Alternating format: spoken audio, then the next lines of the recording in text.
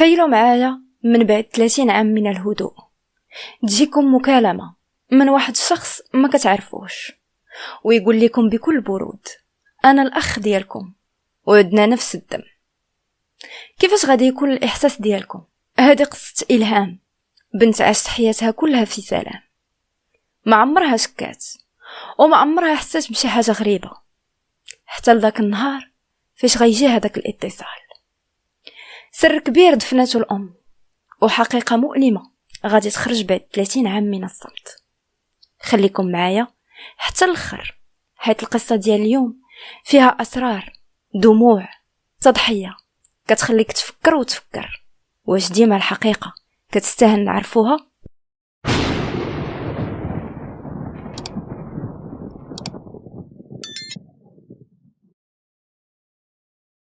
أنا سميتي إلهام، تولدت في عائلة نقدروا نقولوا لاباس عليهم. ماما سميتها لاله حبيبه، كانت ربة بيت ظريفه بزاف، ما كتعكس مع حتى شي واحد.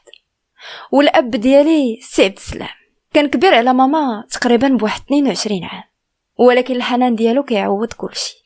كنت ديما كنحس براسي انني محظوظه، ما عندي لا اخ لا اخت اللي زحموني في الحب ديال والديا، وما كان خاصني حتى شي خير. الاب ديالي تبارك الله كان عنده الخير والخمير، وحتى الام ديالي جات من عائله ميسوره، وواخا الفلوس والثراء كنت كنعيش في وسط واحد الضحك والدفء ديال الام ديالي والنظره الطيبه ديال الاب ديالي. واخا مع الاسف الحياه ما كترحمش. الاب ديالي فاش كانت عندي تقريبا 10 سنين غادي يتوفى. ما فهمتش بزاف في داك الوقت، غير كنت كنبكي وكنشوف الام ديالي ساكته كتقضي النهار ديالها بين الصلاه والسكون. كبرت وقريت بجهد كبير، حيت من ديما كنتفكر الهضره ديال الاب ديالي كيقول لي ما كرهتش نشوفك حتى انت في مرتبه عاليه. وانا كنت كنسمع ديك عاليه كنتخيل ديما دوك المباني العاليه، وما حدي كنكبر ولا عندي الحب للمعمار ولا عندي حب للمباني الكبيره، وكنقول علاش لا يجي واحد النهار انا نبنيهم. ايوا قريت وتعلمت وشديت الباك ديالي ومشيت كملت في واحد المدرسه معروفه ومرموقه ديال الهندسه المعماريه. تخرجت منها عن جداره واستحقاق وبديت كنخدم. في الاول كنت كنخدم في الشركات غير باش ناخذ تجربه، حيت التجربه راه لا علاقه لها بالقرايه. ومن بعد تقريبا 3 سنين ديال الخبره هنايا بالمساعده ديال الام ديالي وداكشي اللي خلى لينا الوالد الله يرحمه، قدرت انني ندير الكابينه ديالي اللي كنستقبل فيه الكليان وكندير لهم تصميم المباني، تصميم الديور، تصميم الفيلات. اي واحد بغى شي حاجه كنت كنقادها ليه، والحمد لله عندي سميتي في السوق. كنت كنقول الحمد لله حياتي مستقره، ولكن ما كنتش عارفه ان الهدوء اللي كنت عايشه فيه ما كان غير هدوء قبل العاصفه. ما كنتش عارفه ان واحد السر اللي دفناته الام ديالي في قلبها غادي يخرج من بعد 30 عام وغادي يبدل حياتي كامله.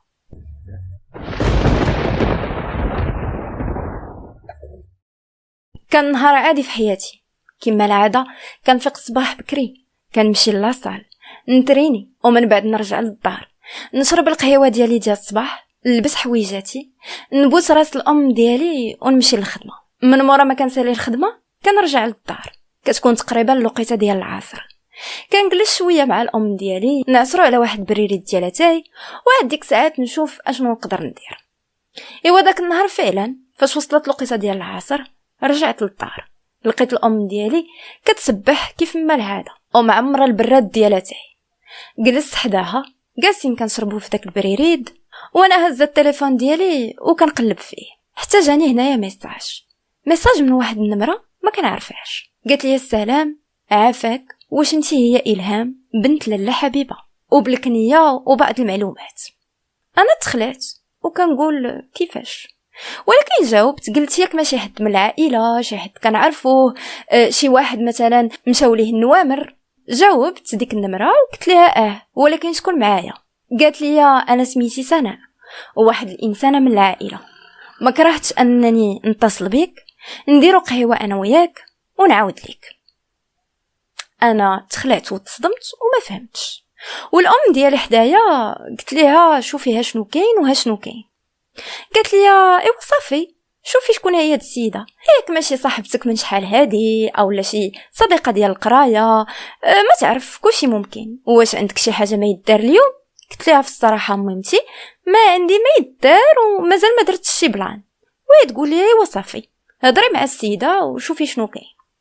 فعلا هزيت التليفون صونيت لديك النمره، قلت لها لاباس بخير كلشي لاباس. قلت لها غير واش تقدري تقولي لي شكون نتيا؟ قالت لي ما نقدرش نقول لك شكون انا في التليفون، من الاحسن اننا نتلاقاو. ما عرفتش علاش حسيت واحد شويه ديال الخوف، ولكن في نفس الوقت كان دارني راسي. ايوا صافي نط سلمت على الام ديالي وقلت لها هاني راجعه، ودرت مع ديك البنت اللي سميتها سناء فواحد القهيوه اللي كانت معروفه شويه في المدينه. فعلا وصلت جلست وهنايا البنت كتجي تقريبا كانت عندها شي 25 سنه. واش غنقول لكم، بحال قلتو كتشبه ليا، نفس اللون الشعر نفس العينين، وبحال ديجا شايفاها ولا ما شايفاهاش، اولا دايزه في الذكريات ديالي ولا ما دايزاش. عرفتوا داك الاحساس فاش كتشوفوا شي واحد بحال كتعرفوه ولكن نتوما ما كتعرفوش، اولا كتقولوا مع ريوسكم ما عرفتش فين شفتوه ولكن راه نتوما راه ما عمركم شفتوه. بحال هكاك اللي وقع ليا. سلمت عليا وجلسات وقالت لي ما تصدميش من هادشي اللي غنقول لك، ولكن انا كنظن بلي انتي الاخت ديالي. بديت نضحك وقلت لها اويلي قولي استغفر الله العظيم، واخا حنا كاملين مسلمين وحنايا خوت، ولكن كيفاش انا اختك؟ انا راه البنت الوحيده عند بابا وماما. وهنايا غتقول لي ياك انتي بنت حبيبه اللي هكنيتها واللي هي اصلا بنت العائله الفلانيه وتزوجت واحد الشخص اللي كان كبير عليها، ولدرجه عطاتني بزاف ديال التفاصيل على العائله ديالنا. قلت مع راساتي ياك ما هادي شي طريقه جديده ديال النصب والاحتيال وما عرفت شنو. حبستها وقلت لها شوف اختي، الا كنتي كتقلبي على شي حاجه ولا بغيتي شي فلوس ولا بغيتي شي حاجه، انا راه ما عنديش، وواقيلا كتلعبي في واحد التيران اللي ماشي ديالك. البنت هنايا هدناتني وقنعتني وقالت لي غير سمعي القصه ديالي وحكمي من بعد. قلت لها واخا. بدات هنايا سناء كتعاود ليا، قالت لي شوفي انا كبرت وطرع راس مع با والام ديالي، وعندي خوتي ماشي ما عنديش خوتي، وانا الكبيره فيهم، وكنت قريبه بزاف من الاب ديالي لواحد الدرجه ما يمكنش، وحنا ناس على قد الحال. الام ديالي خدامه والاب ديالي تا هو خدام، غير هو هادي تقريبا واحد 7 شهور الاب ديالي مسكين غادي يمرض، غيمرض واحد المرض مزمن، مرض اللي الله ينجينا وينجيكم منه.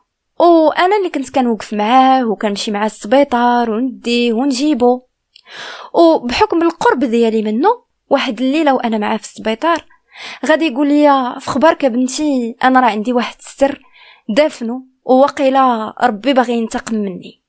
قلت ليه كيفاش ابا؟ قال لي وبدا كيعاود ليا باللي قبل ما يتزوج الام ديالي كان كيعرف واحد بنت الناس وكان على علاقه معها، وهاد بنت الناس هادي كانت واعره عليه في النيفو بحكم انها من عائله ميسوره، وهو عارف راسو باللي ما عمره يقدر يتزوج بها، ولكن طرا اللي بيطرا بيناتهم، ومع الاسف نتج على ديك العلاقه واحد الحمل اللي خلاني انني نهرب ونمشي وما باقيش نعاود نشوف مورايا وننسى هذيك السيده والابن ديالنا. ومشيت عاودت درت حياتي هي فاش تلاقيت الام ديالك ولدت معاه الوليدات، وسمعت من بعد باللي هذيك السيده اللي كنت معاها على علاقه زوجوها والديها بواحد الشخص من المعارف ديالهم وغطاو الفضيحه، ولا هو الاب ديال الابن ديالي. سولت الاب ديالي وقلت ليه على هذا الحساب عندي شي خويا ولا عندي شي اختي اخر؟ قال لي وشرح لي بلي هو كيحس بواحد التأنيب الضمير وما عرفش كيفاش يواجه الواقع ولا كيفاش يواجه العائله ولا كيفاش يهضر، وباللي هادشي تقل عليه وقرر انه يبوح به وما كرهش انه يعرف فين تلات بها ليام ديك السيده وشكون هو الابن ديالي ونعترف به كاع الا كان ممكن. انا كنسمع القصه وكنقول مال سناء كتعاود لي هادشي، انا مالي ومال هاد القصه. هنا فاش غتصدمني سناء وغتقول لي بلي الام ديالك هي اللي كانت على علاقه مع الاب ديالي، والحماله اللي كانت حامله راه كانت حامله بيك. انا تصدمت وتشوكيت، كنقول ليها قولي استغفرت الله العظيم، اش هادشي كتقولي؟ هادشي راه ما يمكنش. نط في حالي من القهوه وما بغيتش باقي نسمعها، ورجعت في حالي للدار وانا عامره بالحقد والغل، وكنقول واش الناس وصلت بهم للجرأة انهم ينصبوا او لا انهم يدخلوا للحياه ديال الناس اخرين ويقلبوها سفاع علىها بهضره اللي ما كايناش. فاش وصلت للدار لقيت الام ديالي، والام ديالي كتشوف فيا ماشي تلهي، وقالت لي امل كي رجعتي بحال هكا ياك لاباس. وبحكم انني ما كنخبي والو على الام ديالي وهي اقرب صديقه ليا، جلست وانا نقول لها واجي تسمعي اميمتي، اجي تسمعي هاد السيده هادي اللي جات دخلت عليا التليفون واللي تلاقيت معاها في القهوه، اجي تسمعي شنو قالت ليا. جلست كنسرد ليها التفاصيل اللي عاودت ليا. كنشوف امي لاله حبيبه عينيها غرغروا بالدموع ومصدومه وما عرفت ما تقول. انا في داك الوقت حسيت بواحد الشعور اللي في شكل. قلت لها ماما شتك ما درتي حتى شي رده فعل، قولي لي هاد البنت هادي راه نصابه وغير كتخربق. شافت فيا وقالت لي شنو سميت باها، وانا نقول لها ما عرفتش، ولكن علاش بغيتي تعرفي امي؟ تنهدات امي وسكتات وبدات كتبكي وقالت لي اسمحي لي يا بنتي، وقيله الحقيقه غتخرج للواقع. وبحال رجعت لها واحد النوستالجيا ورجع لها واحد الماضي اللي تمنات انها تنساه ولكن ما تنساش.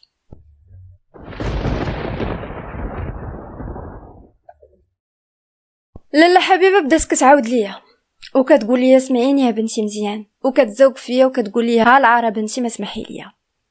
قالت لي شحال هادي فاش كنت باقي صغيره، كانت عندي 18 عام، كانت طيش ديال المراهقه. كنت كنعرف واحد السيد كان سميتو التهامي، لاقاتنا الاقدار وتعرفنا على بعضياتنا وبغينا بعضياتنا، وكانت اول مره غادي نحب فيها شي واحد. بقيت على علاقه معاه وواخا عارفه بلي ديك العلاقه ما عمرها غتسالي بزواج، حيت عائلتي ما يمكنش انهم يقبلوا به. انا بنت الشان والمرشان وهو ولد عائله متواضعه، ولكن واخا هكاك كنا كنخرجوا مجموعين، كنا كنهضروا، وما نكذبش عليك بنتي غلطت معاه. فاش غلطت معاه طرا لي بيطره وحملت، وفاش قلت لي راني حامله تخلى عليا وهرب ومشى. لقيت راسي ما عرفتش ما ندير، وقلت مع راساتي انا غلطت غلط كبير فسدت، وما يمكنش انني نزيد اثم اخر ونحيد داك الوليد. واخا الام ديالي فاش عرفتني باللي حامله قالت لي نمشي ونحيدوه، ولكن انا ما قبلتش. بداو هنايا الصراعات والمشاكل، ولكن في هذاك الوقت اصلا كان واحد السيد اللي هو صديق العائله تزوج ماشي مره ماشي جوج، ولكن عيالاته كانوا كيطلقوه حيت هو ما كيولدش. وكنهضر مع الوالد ديالي وقال لي نزوجك بنتي ونديروا شراكه في الخدمه ديالنا وفي المشاريع ديالنا، ولكن دير في بالك ان بنتي راها حامله من واحد الشخص ما تنعرفوش. هاد السيد هذا هو عبد السلام. عبد السلام في هذاك الوقت كان كيشوفني وكنت عاجباه ماشي ما عاجباش، واخا كان كبير عليا بزاف، ولكن قال مع راساتو غيضرب عصفورين بحجر واحد، من جهه المشاريع مع الاب ديالي، ومن جهه اخرى غادي يتزوج بنت اللي زوينه وفي نفس الوقت حامله، ولكن الصوره ديالو قدام العائله وقدام الناس غادي يقول باللي الحمد لله ربي عطاني العطيه ومرتي راها حملات. وداكشي اللي كان.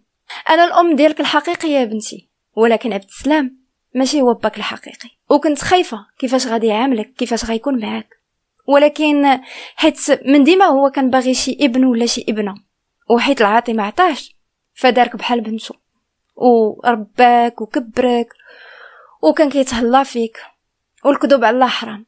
عبد السلام من مورا سنين حبيته ديال بصح، وواخا كامل داكشي اللي وقع ليا حسيت بالامان معاه وحسيت بالحب والدفء معاه. وفاش شفتو كيبغيك قلت الحمد لله على هذا القدر هذا. يمكن كون مشيت مع باك الحقيقي او لا مثلا كنت كتاب انني نتزوج به ولا شي حاجه، ما كانت غتكون حياتي بحال هكا، او لا ما كانش غيكون المستقبل ديالك بحال هكا.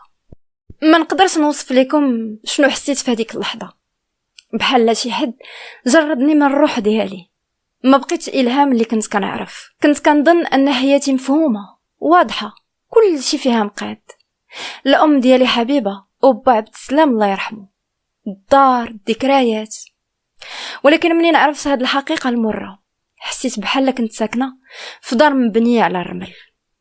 كل كلمه كانت كتقولها لي امي ولات كدوز قدامي بحال شي فيلم، وكل مره كتقول لي اسمحي لي يا بنتي. قلبي كان عامر بالغضب، بالحيرة وبالحب حتى هو. كيفاش نغضب من المرأة اللي ولدتني وما تخلاتش عليا ورباتني وكانت السند ديالي في هذه الحياة؟ وكيفاش نغضب من اب ديالي عبد السلام اللي مات وعلى كل مرة كنتفكرو، واللي بسببه عندي مستقبل وقريت مزيان وتعلمت وبنيت المسيرة ديالي. كنت باغا نغوت ونقول لها علاش هاد الكذبة كاملة، ولكن صوتي ما خرجش. بقيت غير مصدومة والدموع كينزلوا ليا بين عينيا، وكنحس بواحد السخونيه بحال الزمر، حتى الهواء تبدل عليا. بكيت وتخدلت وما كنتش عارفه شنو ندير. داز داك النهار، الغد ليه ما مشيت لا الخدمه لا والو. مشيت عند واحد الطبيبه نفسانيه كان عارفه، مشيت عندها وقلت ليها والو غديري ليا واحد الغونديفو عندي ما نعاود ليك. بديت كنسرد ليها التفاصيل والصدمه اللي انا فيها، وبديت نبكي ونغوت. داك الغوات اللي ما قدرتش نغوتو قدام الام ديالي بديت كنغوتو قدامها، وهي كتكتب في دفترها وكتصنت ليا، ومره كتعطيني كلينكس وتقول لي تنفسي مزيان وكملي. فساليت قلت ليها ما عرفتش شنو ندير. سولتني قالت لي واش انتي مستعده انك تواجهي الحقيقه ولا مازال؟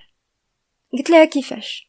قالت لي واش انتي مستعده انك تعرفي خوتك، تعرفي الاب ديالك، تعرفي العائله ديالك من جهه اخرى؟ ولا لا؟ الا كنتي مستعده نخدموا على هادشي، الا ما كنتيش مستعده نخدموا على الاستعداد ديالك. انا بقيت غير ساكته، وهي قالت لي عرفتي شنو، نخدموا على الاستعداد ديالك. وقالت لي الحصه الجايه ما غاديش بوحدك، غادي انتي والام ديالك وغادي نهضروا كاملين مجموعين. وفعلا داكشي اللي درت، حيت فاش خرجت من عندها حسيت بواحد الارتياح، ما عرفتش كيفاش، ولكن مهم حسيت بالراحه. كانت واحد الثيرابي اللي زوينه.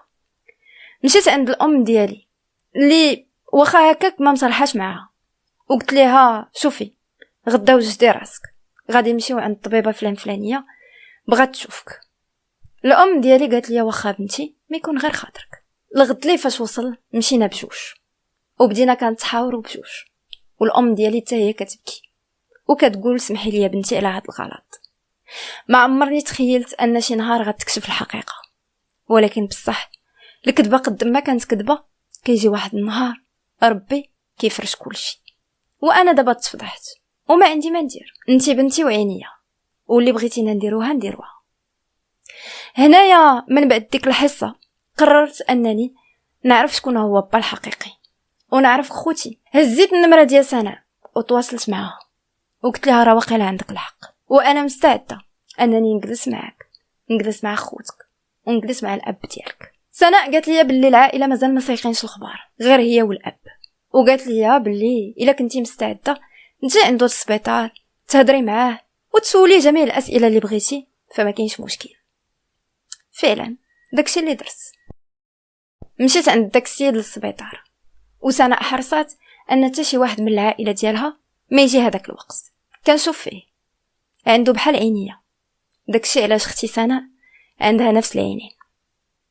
جلست وقلت ليه انا بنت حبيبه. بدا كيبكي وقال لي اسمحي لي يا بنتي، وإلا كنت خاصني نتعذب راني كنتعذب، ربي راه كيخلص كل واحد على الفعل ديالو. قلت ليه علاش درتي هادشي؟ علاش ما تشبتيش بحال الام ديالي؟ الام ديالي ما تخلاتش عليا. قال لي كنت باقي صغير، وفداك الوقت كانت عندي غير 22 عام، ومازال كنفكر في المستقبل ديالي، وباقي كنقرا وباقي كنتعلم. ما عرفتش كيفاش نواجه الحقيقه، وما عرفتش كيفاش نواجه دوك الناس، خصوصا ان الام ديالك راه ماشي نفس النيفو ديالي، وعائلتها راه ما غيعقلوش عليا. خفت وهربت ومشيت لمدينه اخرى، تعلمت وخدمت، والحمد لله درت المسيره ديالي وتزوجت ودرت وليداتي. ولكن بيني وبينك ما عمرني نسيتك.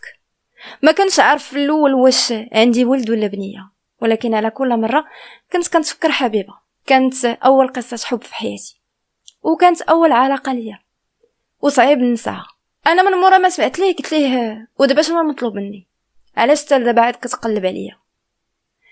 قال لي الضمير ديالو كيأنبو بزاف، وباللي ما بقاش عاجبو الحال، وباللي من نهار مرض وطاح وجاه داك المرض الخايب كيقول راه ربي جزاه على الفعل ديالو. فقال بلي خاصو يواجه الواقع وخاصو يتعرف عليا، ومن حقي زعما انني نعرف الحقيقه. سولته هنايا، قلت ليه انت تعرفتي عليا وحنا كاع نديرو باللي ولات بيناتنا علاقه، واش انت مستعد انك تقولها للعائله ديالك وتعاود ليهم هادشي اللي وقع للزوجه ولادك الاخرين؟ قال لي الا كانت هذه هي المشيئه ديالك وغتقدري تسمحي ليا ونقدروا نبداو علاقه جديده فمرحبا. قلت ليه ايوا فاش ديرها؟ عيط ليا ديك الساعه وانا كنت متردده، كنقول الا بصح كيحس بتانيب الضمير فغادي يواجه الواقع، ولكن الا ما كانش كيحس بتانيب الضمير وغير باغي يتسامح معايا ويطلب من الله انه يعفو عليه ما غاديش يقول لهم الحقيقه. رجعت للدار، عاودت لامي حبيبه كلشي، وحاولت انني نتغاضى عن الامر ونرجع لحياتي العاديه، نخدم، نمشي ندير السبور ديالي، نمشي ندير الثيرابي ديالي. ولكن واخا هكاك كان الداخل ديالي او العقل ديالي مشوش بزاف.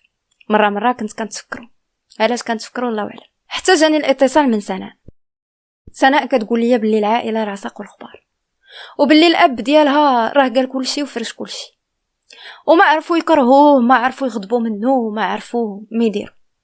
ولكن قالت لي باللي انا وخوتي بغينا اننا نتعرفوا عليك. قلت لها مرحبا وما كاين حتى شي مشكل، ولكن كنفضل انكم كاملين تجيو عندي للدار.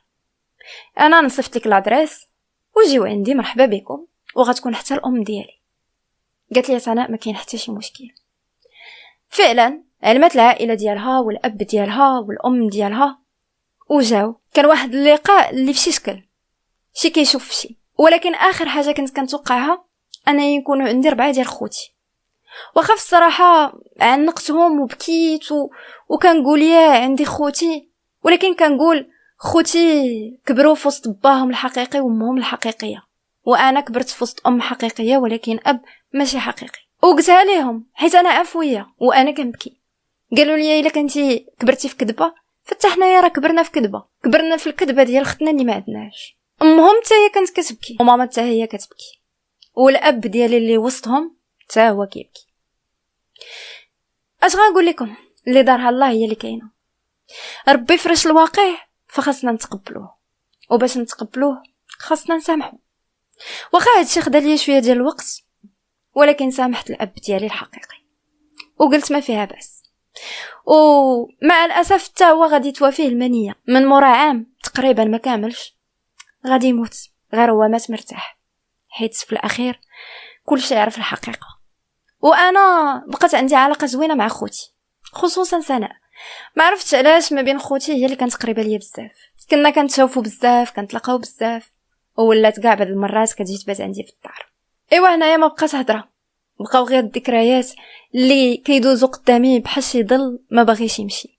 فهمت باللي الام ديالي كانت باغا تحميني من الناس، من الفضيحه، من القهره ديال المجتمع اللي ما كيرحمش المراه الا غلطات، وهذه كانت هي قصتي.